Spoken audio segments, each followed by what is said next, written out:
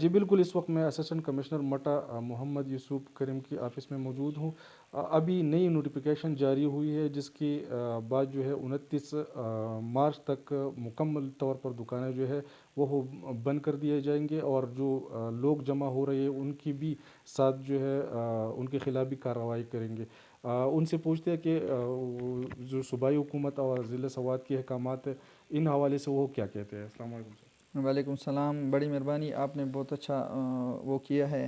سب سے پہلے تو میں میڈیا نمائندہ اور ہمارے میڈیا کے دوست جو ہیں ان کو میں سراہنا چاہتا ہوں کہ کرونا وائرس کی عالمی وبا کے خلاف انہوں نے انتظامیہ اور حکومت کے ساتھ مل کے عوام میں جو شعور پیدا کرنے اور احتیاطی تدابیر اختیار کرنے کے بارے میں جو کردار ادا کیا وہ قابل ستائش ہے۔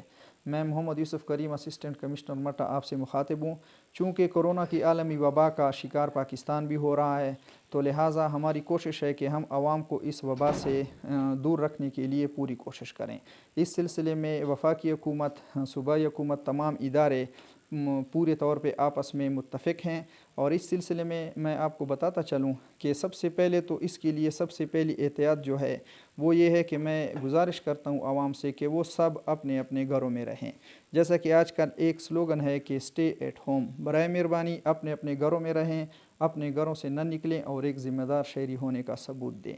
اس کے بعد میں یہ بھی بتاتا چلوں کہ چونکہ ہم نے تمام شاپنگ مالز، مارکیٹس وغیرہ کل تک بند کیے تھے، لیکن صوبائی حکومت کے تازہ احکامات کی روشنی میں یہ تمام پابندیاں یہ 29 مارچ تک اس کو توسیع دی جا چکی ہے۔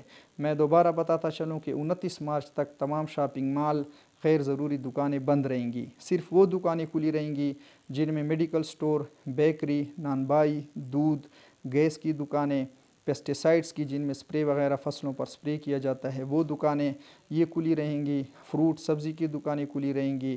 آٹا وغیرہ جہاں آٹا دیا جاتا ہے وہ کھلی رہیں گی۔ تندور وغیرہ کھلے رہیں گے۔ اس کے علاوہ یہ بھی بتاتا چلوں کہ پارسل تمام ہوٹل کے جو ریسٹورنٹس ہیں اور بریانی، چاول، لوبیا، سموسا، پکوڑا، یہ سب دکانیں اور یہ اسٹال وغیرہ 29 مارچ تک بند رہیں گے۔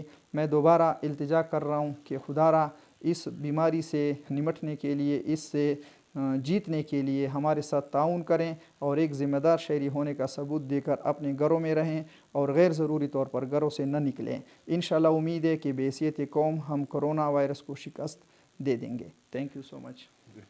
جی بالکل، یہ تھے اسسٹنٹ کمشنر مٹا، ان کے باتیں آپ نے سنی۔ ہم سب کو چاہیے کہ ہم انتظامیہ اور حکومت کی ہدایات پر عمل کریں، ان کے ساتھ تعاون کریں اور گھروں میں بیٹھ کر اپنے آپ کو محفوظ کریں۔ جی